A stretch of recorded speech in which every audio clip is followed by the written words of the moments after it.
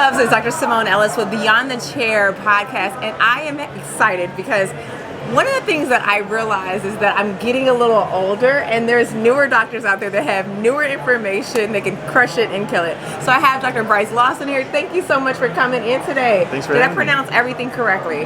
Larson, yep. Larson. Got it. Got it. So I gotta know, tell me a little bit about who you are, because I got a chance to see his profile, and I don't know about you guys, but when I went on there, it was kind of a vibe. I was like, he seems like somebody I want to definitely talk to, especially regarding, you're on the new dentist committee, yes. You're deciding on how to be that bridge from old to new, and you're not old, I mean bridging the new doctors into some days I feel like is it the knees? The knees is the giveaway, right? Yeah, the knees for sure. But tell me a little bit about yourself. Where are you practicing? How did you even get started in dentistry? So I'm in Chicago. I'm a general dentist. I've been in the Chicago area my whole life. I grew up in the suburbs of Chicago. Okay. And for a long while was not thinking about healthcare, dentistry, nothing. I went to Ohio Wesleyan, small school, played basketball, and then I had to study and figure out what I wanted to do. Let me get this straight. You weren't going to be the next Kobe or LeBron? It wasn't happening? Yeah, not even close. So I realized that pretty quickly. Right? Okay. Yeah. So then I decided, well, what am I going to do? Like education or sciences? And I followed sciences, and then really landed in healthcare after I spent some time with my family dentist. I spent some time with some specialists that were family friends, and it just seemed like it just fit. Yeah. Family business is steel, and I just took a different path. No one in my family is in healthcare. I don't have a parent or a relative who's in dentistry. Just some good family friends that were mentors and helped me like understand like what dentistry really is, you know. So let me ask you this, because I am also the only child that is a healthcare professional. My dad was a postal worker. My mom was an educator. My sister and brother both went into the education space. When I decided I wanted to do dentistry, my mom was like, what the hell is that? Like, was that kind of the thing, or were your parents like, yeah, like, let's go for it? A little bit of both. Okay. I think that my parents always gave me a lot of grace, a lot of freedom to chart my own path and follow what I wanted to do. They always knew, my interest in science and being outdoors and the whole thing, and so when I decided on like sciences and medicine, natural fit was my dad. My dad and my family dentist, they grew up together. They were best friends as kids, and then he was our family dentist. So it was like an easy in, you know. And he just said, "Hey, come join me in the office for a few days," and here I am. I love that. And you were telling me before we got started, you got a new little one on the way. Yeah, he's here. He's here. He's here. I'm missing him a lot. Missing all my family. Yes. But yeah, Jake was born August 31st.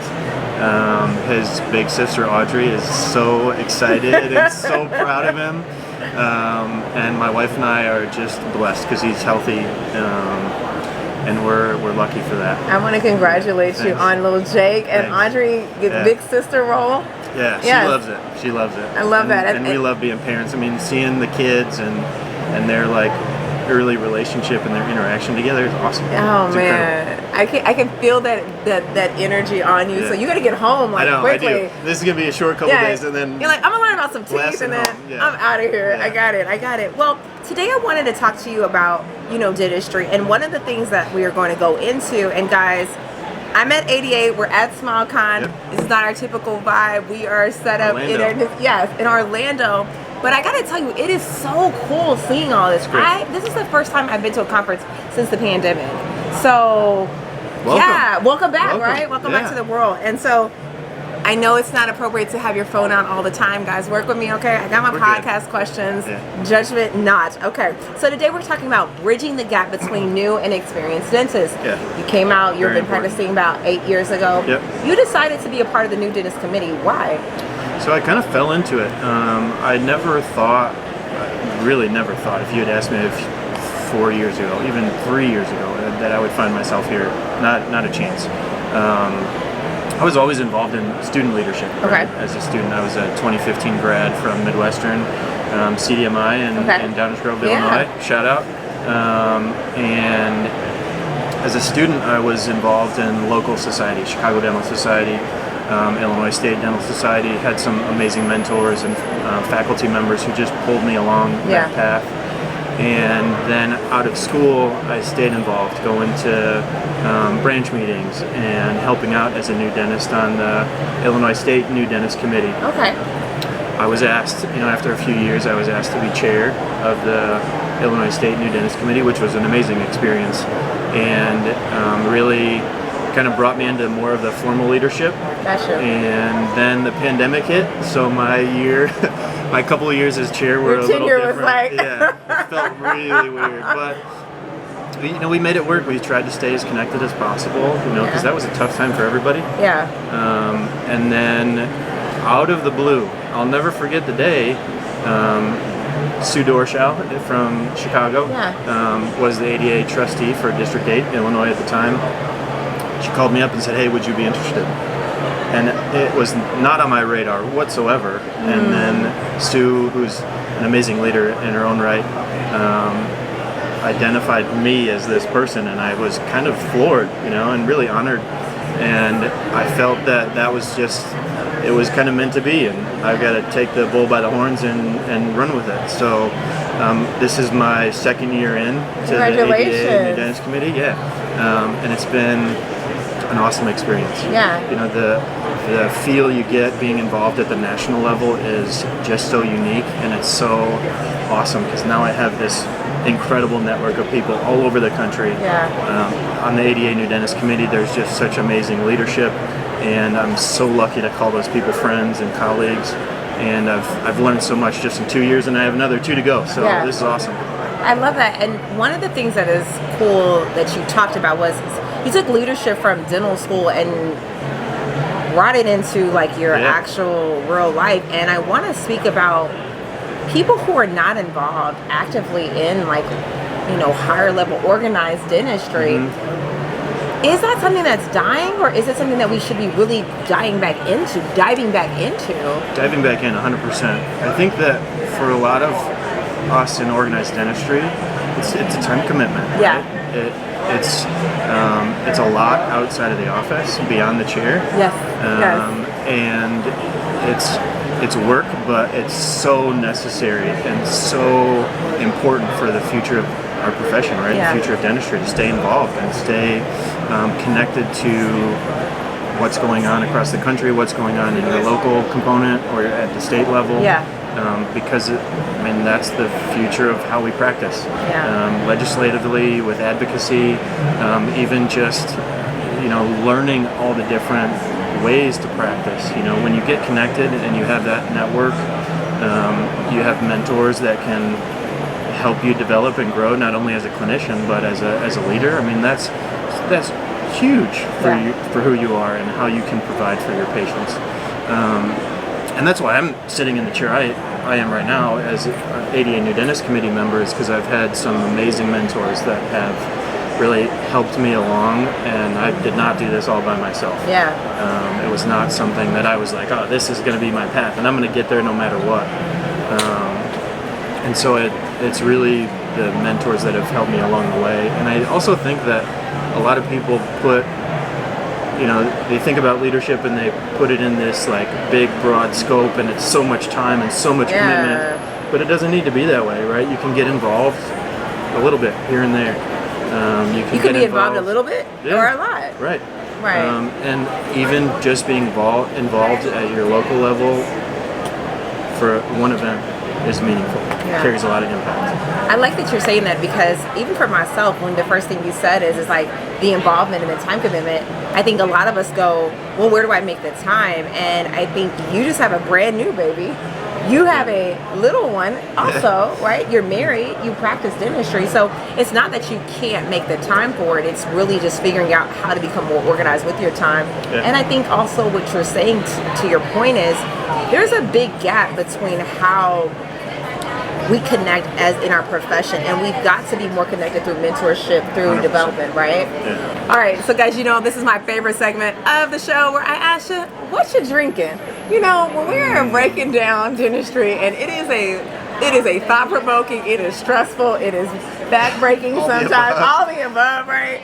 Sometimes you just need to decompress. And so it doesn't have to be alcohol. It can just really be, what do you do outside of the office to get yourself together? Back to being you.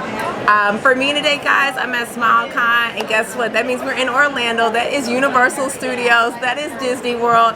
And I'm going to be drinking my butterbeer from Harry Potter. 100%. Give it up. Give it up. I am ready. I have worked out today so I can make sure I got my calories. Oh, I'm so excited for it. I'm so excited. Some coasters, some butterbeer, some Harry Potter. So if you guys don't know about Harry Potter, get your game up. It's amazing. Look it up. It's so good, right? So that's my jam today. That's what I'm doing to decompress. I'm with you, 100%. I may have a real beer. I enjoy a good beer, but butterbeer, for sure. What do you do outside of the office to decompress? Oh, so much. Even just time with my girl, my daughter. Yeah. Wait a minute, your wife is gonna be kind of salty. You just said. Well, so I used to say, and that's why I like kind of hitched right there, right? Right. You're like, pause. I used to say my girls. Yes. Right. My wife and my daughter. And now I gotta say like my kids and my wife, right? Because now I have a son, which is cool. I mean, it's incredible, and I just love spending time with them outside the office. I mean, they what keep me grounded. They give me the energy I need. But we also love, we love going for walks. We love being outside. In Chicago? Oh, yeah. What? Rain or shine or snow or all of them in the same day. So I didn't tell you this, but my mom is from Chicago, so I grew up in, I'm from Kansas, born and raised. Okay. That Midwest winter is not the same. It's not for the faint of heart. But I tell my wife all the time, it makes you feel alive. Yeah. You get outside in that cold weather, oh, gosh. bundle up, and just the go negative, for it. The negative negatives. The negative negative. Go for it. But yeah, I'm outside as much as I can. Personally, I run. Okay. Swim, bike, and run. Okay. Are we a triathlon? Triathlon for the last like 10-ish years. And he's kind of fit, guys. You don't you can't see, but don't let the shirt fool you. He does it. But no, that's been. I love shooting for a goal. Okay. And that's where a few races every summer really help keep me on track. And my sister doing the same thing. She keeps me inspired. And is she a dentist too? No, you said nobody, right? Nobody. Yeah. No, my sisters. I have two sisters that are teachers. I have two brothers that are kind of in like business and doing their thing. Because I'm number 2 of 5, so we've got a big family. Wow. Are you trying to shoot for 5 too? No. Maybe. Who knows? My wife and I always said like, let's start with 1. And then maybe 2. Now we're 2. Haven't even thought about 3. Don't go there yet. Don't go there yet. Don't you hate that when people are like, so what's the next one? You're like, I just literally got here. I just arrived. Yeah. Just got here. Yeah. But no, they give me the energy. My family. I love spending time with my family. My in-laws too. I'm so lucky to have amazing family on both sides that just give me a lot of love, and it's a great feeling, It sounds like you do, and as you guys know, I'm really big on us having the work-life balance model. I think that we should do making sure our life is not necessarily only work, and I think that dentists sometimes get into that tunnel vision, right? All the time. And so we've got to plan work around our life and not our life around work. And I think that you sound, when I see your family, when you talk about I'm working on that. We're still working on it. I think it's a work in progress for all of us.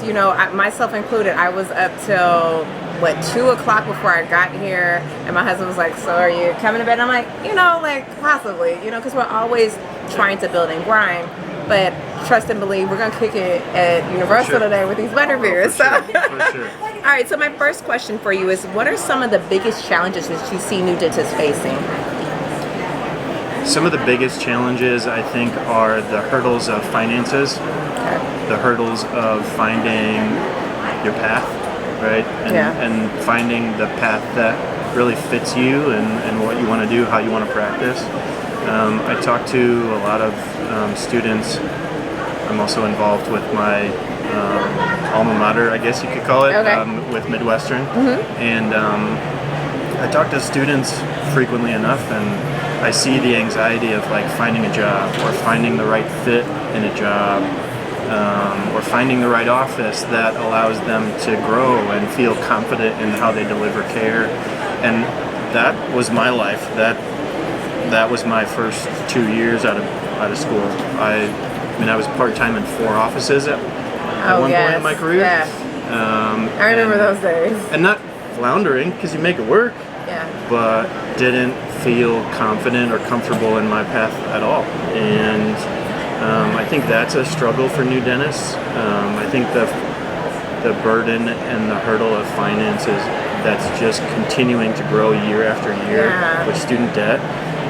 It's really hard for students to wrap their mind around, like, how do I manage this? Even for me, like, being 8 years out now, it still is something that I have to deal with and think about and really what did you come out of dental school debt with? Like, because 8 years ago. Is it crazy? Yeah, close to $500,000 in debt. And I think that is just, when you really talk about that, like, let's get into that for just a second. Yeah. $500,000 of debt, and then you haven't even decided if you're going to own a practice, which is going to give you another, what the average right now is $500,000. Yeah. You're in a mill without buying a house, buying a car. Yeah. God forbid Jake has the nerve to have some food, like the audacity that he wants to eat. Put some clothes on him once in a while. What? Yeah, some diapers. It's kind of getting outrageous. It's not hard. kind of, it is. It is. What do you say to doctors that are coming and that are strapped with that type of burdensome? Because we're already in our industry, one of the top ones to commit suicide with that financial burden? What do you talk to? What do you say? Well, and I think that the conversation starts with, just getting your mind around, like, the reality of it. Yeah. Right? Because if you want to go to dental school, there are very few people who enter dental school that can come out less than 6 figures in debt. Right. Unless they have some great family setup, which is wonderful, or they have, the military, or, they go into public health and some sort of, like, loan repayment, right? Even that might not get you that far, right? Depending on where you went to school. Yeah. So I think it's just getting your mind around, like, okay, it's an investment. It's a huge investment, and it's just getting bigger. But it's an investment in yourself as a person and your education, and you have to make a plan for it to work. Do you think that it was worth the investment? Yes. Okay. 100%. Okay. Because I've unlike some people, and it's all how you think about it, how you manage it, how you can, like, deal with the debt. Because some people they're gonna be kept up at night, right? They're not gonna sleep with all this, like, debt looming over them. For me, I was her. Yeah. And I was the opposite. Like, I quickly, like, put it in my head, like, I gotta deal with this and think about it as just another bill. Because if you let it stifle you or hinder you or, handicap you, then you can't, like, see all the other opportunity. So even with the $500,000 I had, I bought a house right out of school. Now, I was in a very unique circumstance. I feel very fortunate for that, but we bought a house out of school, and since I graduated, we've been investing. We've been able to enjoy a healthy, like, comfortable lifestyle.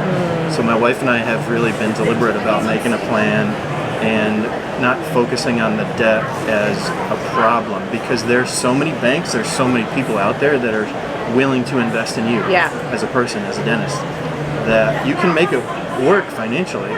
And you can make your own situation, right? If that debt is stifling and keeps you up at night, pay it off. You could do it. But you could also carry that debt, because it's good debt. You could still get a car, you could still get a house, you could still get a business loan. It's not working against you. Right. Right. And, I bought into the practice I currently own, myself and a partner. Yeah. And I bought in at the end of 2020. Congratulations! In the middle of a pandemic. Not even 5 years out of school, or five years out of school. And I feel so blessed to have landed in the spot I am, and connected with this doc, and just by circumstance, it was like out of the blue, we connected, and it was the right time, right place for the both of us. But that's where, like, even those few uncertain years before that, we were still kind of marching toward, like, just treating everything and putting everything in line, rather than letting, like, debt scare us, or letting, like, the unknown scare us. And I think, to your point, one of the things that the key takeaway that I took from that conversation is really mindset, right? Yeah. You were able to understand, like, hey, this is what I want to do. This is what I'm called to do. And I can either embrace this journey and be positive about it, because it's debt regardless, right? Like, if I want to do this, this is the cost. Like, if I want to eat a steak dinner, this is what the price is going to be, period. I can't negotiate that. But what I can do is still continue to live life outside of that. Right. For me, when I was in school, I had this plan, and for our dental students that listen, you know, this is a big challenge, right? What I would tell myself is that there's no plan B. Like, I didn't have a plan B. I knew I wanted to be a dentist at 7. That's awesome. I don't know how a 7-year-old... You made it. Right?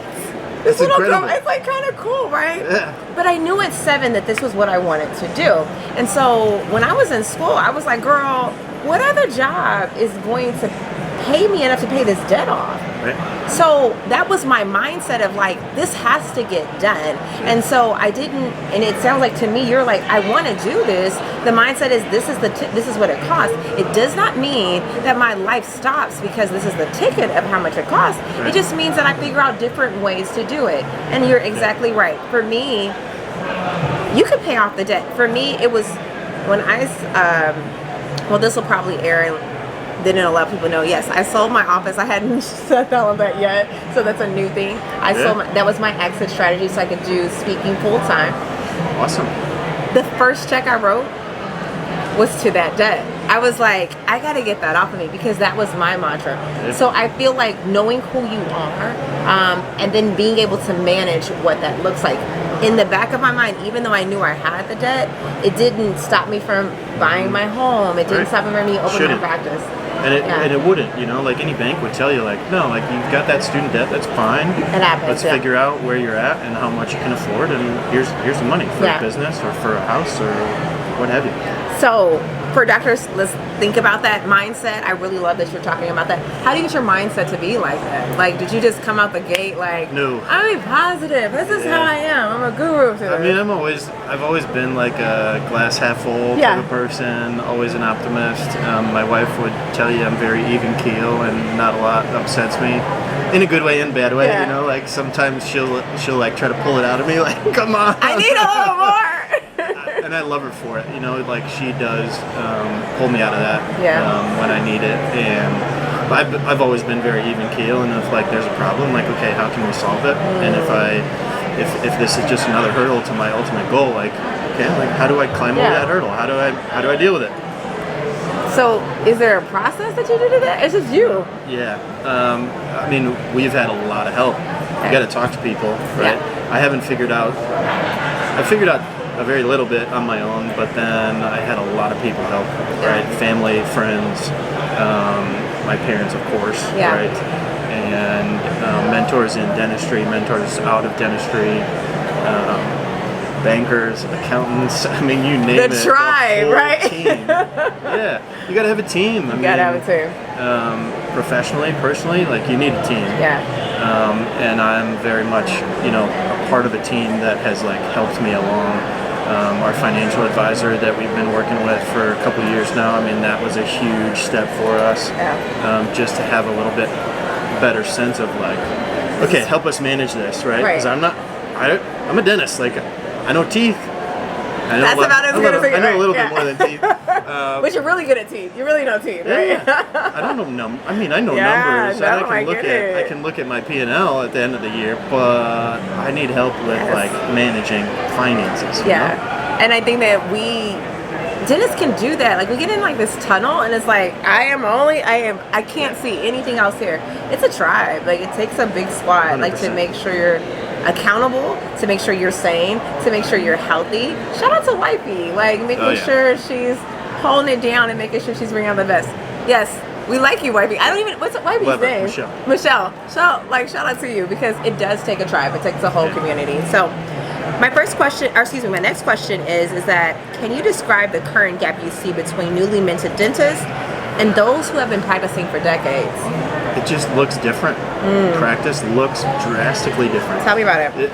Drilling on teeth might look the same, but like the number of different practice modalities that we as new dentists like work into. Yeah, I'm still a new dentist for 2 years. You got 2 more years. I don't feel like a new dentist most days, but no, trust. When the 10-year mark hits, you're gonna be like, did it just happen? Yeah. Like it's like a bell goes off here. Yeah, like you've graduated. You've graduated. You're like moving on.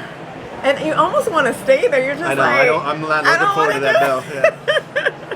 But being a new dentist now is, I wouldn't say harder. It's just different, right? Okay. There's different challenges. I've heard so many of my mentors and seasoned dentists, as I like to say, they graduated with no debt or very little debt. Yeah. They started a practice or they joined a practice and it just worked. That's not the case anymore. And there's a lot of good that is available now, but there's a lot of hard circumstances that new dentists find themselves in nowadays that didn't exist 20 years ago. Well, what are those challenges? Let's talk about them. Debt, as we were just discussing. I think there's also I get the feeling every now and then, and I know that new dentists can relate to this, but this feeling of like, oh, you're not practicing the way that I did as a seasoned dentist, or hey, you're looking at a corporate group, or you're looking at a DSO judgment. And I think that's kind of pervasive. It needs a change, and I think it is like that. Pendulum is swinging the other way to where we're a little bit more accepting of whichever way you want to go in practice and in your career.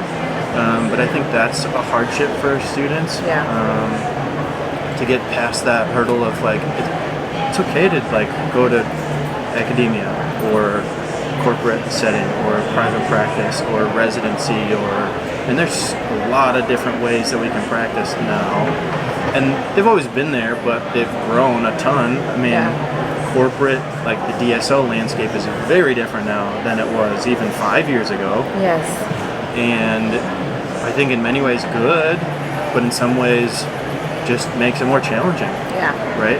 And I've found in talking with students and in the work that we've done as ADA New Dentist Committee is finding your path, I think, is the hardest thing for students to navigate. Like, what is going to help me reach my goal? Yeah. So I think that you're spot on. There's so many, it's almost like the Cheesecake Factory, right? Like now we have so many different options to choose from, where it was when our predecessors came out. That's the expectation. You go to school, you're going to open your practice, depending upon where you lived, your practice may be in your house. Yeah. Which, can we talk about how wide? Could you imagine? That's wild. Growing up, we had a dentist in the neighborhood who had that situation. In their house? Yeah. I never knew it growing up, but then now that I am a dentist and I'm back home, I like see the house and I'm like, 2 chairs, you walk downstairs in your pajamas and like you're... Well, I went to school in Jersey. That's really common. I mean, perhaps if that's what you want to do, but... Well, for me, the separation of church versus state, like essentially is like, I need that. I need to literally walk out these doors and say, yes, I'm not here anymore. Work is there. Work is there. I'm going over here for, I even moved, further away from my office. I'm in Houston, and so my office was in Missouri City. Yeah. And I used to live in Sugar Land, which is a town where I moved away because I was like, yes, because you know what I don't like seeing? On Saturday when I put on nothing, no patience. I can appreciate that. At the grocery store, I'm like, it's in some aspects it's awesome because you're like, people want to see you, like that's great. And in other aspects, I'm like, I got it. I mean, the time that really was like, I got to get out. I'm at the gym. I'm running on the treadmill. I am running, and I feel the treadmill like kind of like do like this, and I'm like, what is happening? And it is a patient walking. I said, no, oh my gosh, this is not peaceful. I'm the opposite. I moved closer to the office. To the office? Well, I had too much separation, right? Okay. It was like a 35-minute commute on a good day. Oh, that's one Houston. way. That's Houston every day. And and then like traffic hits or like a little bit of snow, and then people can't drive. So we moved from 35 minutes away to 11 minutes away. Woo. But that was also, again, priorities, mindset, like what you value, and like I value more time with my family. So it's been a great move for us. I have seen patients out and about, which I can get past, you know, because everybody's generally friendly. They're good, yeah. And shout out to the patients that are watching this. Yeah, it's like it's good, but sometimes it's just like I needed that, and I think that. There'll come a day when I hit a patient out of the office and it's awkward, and I will text you. I'll be like, it just happened. Treadmill situation. That's what we'll call it. Operation Treadmill commence. Yeah, and dentistry is totally different. I even think from the social media standpoint, like, let's be clear. All of a sudden now, dentists went to school to fix teeth. And somehow you've got to learn how to be a marketer, an influencer. Like, it's so crazy. And from the mindset, why people say, well, why is dentistry hard? I'm like, imagine coming into your office, I kid you not, and you're going into class. When we go to our classrooms, you're going into English. You're sitting in an English classroom. Somebody hits you with some algebra, calculus. You got French coming at you, and you're just like, what subject am I on right now? It's so different. Like, you're in a school, but you got all subjects all at once. At the same time. And all the teachers are talking to you at the exact same time. It's wild, right? So I think that all of these are our guests that are going to be on, and then in the afternoon as well. Some of them are just walking by. But yeah, so it's just kind of a crazy thing to think about that. And I don't know, to your point, are the seasoned dentists, do I have to put myself in the, gotta go, right? No, you're Are the seasoned dentists doing a good job with connecting to the new docs? Some, and I think there will always be, you know, those who connect really well, those individuals who are mentors at heart and they're leaders and they can really connect with anybody they talk to. And then there are those who struggle doing that, you know, like, it's personality. And I think some people are just born to be mentors and helpful. Some people are born to be great dentists, and that's their thing, and maybe they're not great leaders, and that's okay too. Right.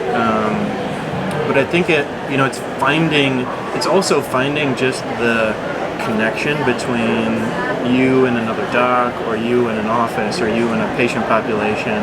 I feel incredibly fortunate that when I met my partner now, when I met him, it was like we connected, same perspective, same philosophy. He's old enough to be my dad, but we're like best buddies. Love that. It was, I mean, the diamond in the Very rough, rare. you know. Very rare. Needle in a haystack, however you want to say it, but it was awesome. And I think for a lot of new dentists, like, it's tough to find that. Yeah. Because there are, like you say, there's a lot of options on the menu, and if you pick one thing, you might not connect with it right away, and then you get disheartened and discouraged, and dentistry is isolating that way. Like, we just heard from Constance Wu this morning. I don't know if you saw it. I was so sad I missed it. It was good. It was awesome.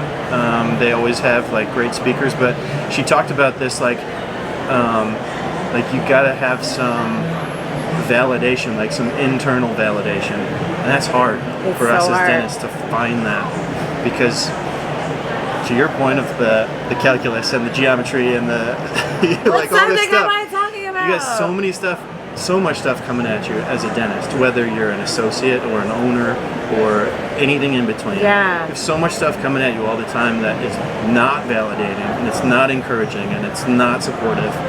It's hard to find that internal validation that really makes you feel good and supported. What do you do for that? Talk to friends, stay connected with other, friends and colleagues in dentistry, outside of dentistry. Also, it's taken me a little while, but my skin has gotten a bit thicker, It takes a second. And it's unfortunate because also, too, I was talking to crazy story. So I have since I am a mentor, my student who was my assistant is now one of my associates at my office, right? That's amazing. She should be here somewhere. Shout out to Dr. Christina Prack. Love her. And watched her journey. And unfortunately, a couple weeks ago, I'm in the room. I do like pretty much only cosmetics now. Like, so I'm prepping some veneers. Cool. And I hear this patient just ignorant, yelling and screaming. And we've all had them, Yes, we've all been there. And I hear it in the background, and I'm like, what is this going on? And when I get out the room, I see her crying. It's such a painful moment, right? Because at this moment, two things have to happen. I have to make sure, one, I validate her feelings. I understand how she's feeling. Well, no, let's be very clear. The first thing I did, try me if you want to, I will call the police. I don't play. Immediately, okay? Awesome. I have too much to lose, so that's the first thing that we did, right? You've got to go, and don't care what you're cussing about. Like that's non-tolerated, right? Yeah, it's not okay. I'm of service. You coming to get a service, and let's be very clear about that, right? And that's a big lesson to learn for everybody listening. I will call the police in a heartbeat. Like, I think people and patients alone have gotten out the habit. Like, you are coming to me for a service that happened to you. Yeah. It is my responsibility. It is my pleasure to help you. But let's not get it twisted. I'm human and I deserve respect. Set that boundary. Make it very clear. Yeah. But it took me years to get there, and that was the second part of what I had to do. I had to console her, but then I also had to let her know, one, I asked these two questions. Did you do everything right? New doctors, did you do everything right? Did you do everything that you were supposed to? If you were negligent, but if you did everything right, and the second question is that did you know you did everything right? If you did those two things, there is nothing at this moment that warrants any type of response like that. New doctors also take time having to learn how to become leaders. And it sucks, right? And so her crying in front of the doctor, in front of the patient, made the assistant cry. Right. Yeah. And you can't do that, right? No. Yeah. And whether you're associate, owner, it doesn't matter. Like, when you're providing care, you are the leader of that situation, right? You as a provider with your patient, with the assistant, with whoever that team might be. It doesn't matter if you're owner of 8 practices or none, you still have to be a leader, and you have to be focused and confident and set those boundaries. Be very clear and honest, and It's tough. Let's get to this. Love this convo. I knew the vibe was good. It must have been the Chicago thing. It must have been the Giordano's pizza. It had to be, right? It had to be love it. Right? Or the hot dogs. Why is it only in Chicago that you guys have the best hot dogs? It's wild. Polish sausages and hot dogs. It's ridiculous. Crazy. I will get off the plane and they taste better at Wrigley. For some reason, I've always like at a ball game, hot dogs just taste better. I don't know. I will literally get off the plane and go over to Maxwell Street Polish and be like, I need the greasiest hot dog that you've got right now. But at the same time, like, that might be the only place I ever eat a hot dog, so. It's definitely not at the grocery store, like, let me make a hot dog. I'm not doing it. All right. The next question I have is that how has this gap impacted the dentistry profession both positively and negatively? So the gap, I think, has been a little bit of both. I feel at least in my experience, the gap has been maybe a little more negative, right? It's kind of hitting more negative because there's maybe less effective mentorship because of that gap, maybe a lot more hurdles to have effective mentorship and connection, and to make new dentists feel supported. But I think the gap being maybe a little positive has like forced the rest of us to like break down some barriers, right?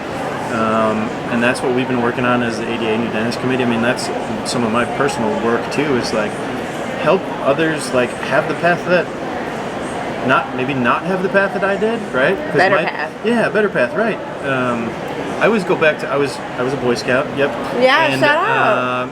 The one thing I will always remember is like leave it better than you found it. And it sounds cheesy and corny, but like that's always something I've held on to, and I don't want people to have the struggles that I did, like coming out of school. What is that when people really want you to go through all the pain?